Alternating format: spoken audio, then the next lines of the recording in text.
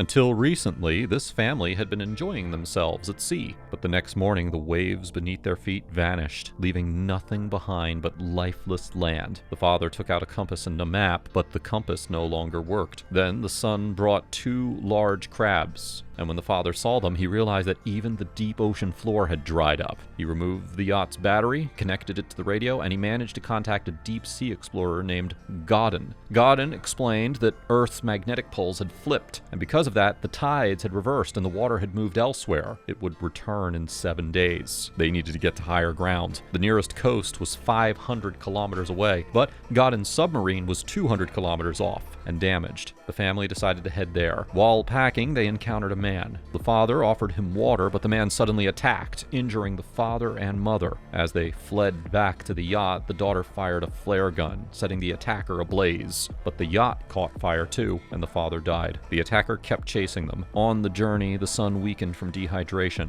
and their last bottle of water sank into the ground. A fight broke out between the mother and daughter, but they kept moving. At night, they took shelter in a crashed airplane, where the mother finally killed the attacker with knives. In the morning, they continued toward Godden's coordinates. The son drank contaminated water and fell ill. Along the way, they encountered giant crab-like creatures, but they managed to escape. Using the radio, they contacted Godden again. He warned them that the spider-like crabs had risen from the deep trenches, and that the water might return sooner than expected. At last, they reached the submarine, but a massive crack and a swarm of crabs blocked their path. The mother was pinned, but the daughter pulled her free. They climbed inside, only to find that Godden had been killed by the crabs. Then, suddenly, the sea came back, a towering wall of blue water. The submarine was swept away by the returning tide, carrying them back toward the shore. When they finally awoke, the city had already turned into